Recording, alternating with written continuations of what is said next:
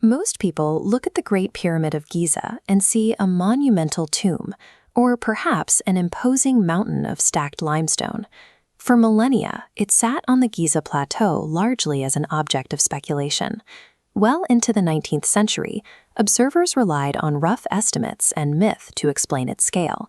Then, in 1880, Sir Flinders Petrie arrived. He brought zero interest in codes or mysticism.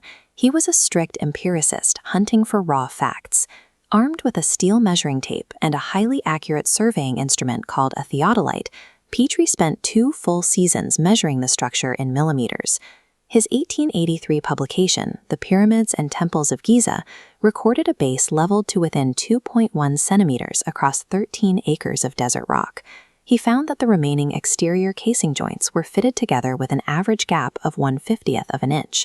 He also confirmed the entire structure was aligned to true north, accurate to 3/60ths of a degree. Even with modern laser positioning, achieving that kind of alignment on a 13-acre footprint remains a severe engineering challenge. Petrie's survey shifted the conversation. The numbers showed a degree of intent and accuracy that went far beyond what was required for mere aesthetics or symbolic construction. The true exactitude of the builders revealed itself when Petrie took his tools inside the monument. He ran a careful vertical survey straight up from the structure's base level, measuring the precise distance to the floor of the upper chamber, often called the King's Chamber. The final elevation he recorded was exactly 138 feet, not roughly 138. The floor line begins perfectly at that elevation, a value permanently recorded in Petrie's foundational document in 1883. Petrie documented the what with undeniable accuracy, but the data sat in a vacuum, waiting for historical context that was still over a century away.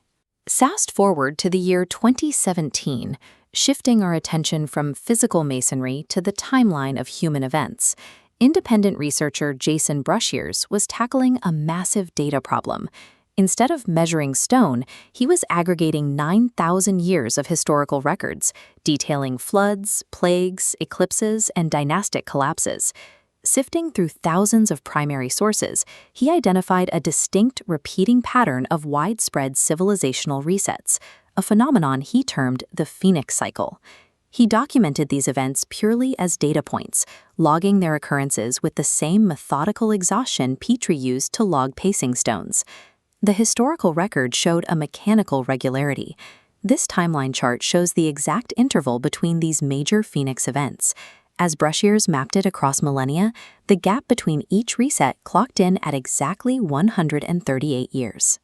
Through exhaustive documentation, Breshears demonstrated that the timeline of recorded human history operates like a cyclical mathematical engine. Now this is exactly where the numbers touch. The specific number Breshears extracted from 9,000 years of human history, the 138-year interval, matches the precise elevation of the upper chamber floor inside the Great Pyramid. A single shared data point is a coincidence, but the correlation continues inside the structure's massive internal corridor, known as the Grand Gallery. This visualization morphs the 19 layered stone courses of the gallery's walls into the 19 sacred frequencies Breshears independently identified in his chronological research.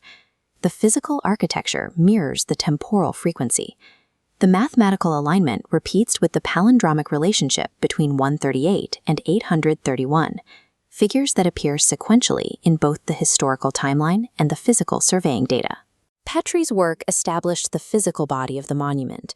Breshears' research identified its chronological behavior. With these data points combined, the structure solidifies into a message, intentionally encoded into millions of tons of stone to survive the elements. Which raises an inevitable question.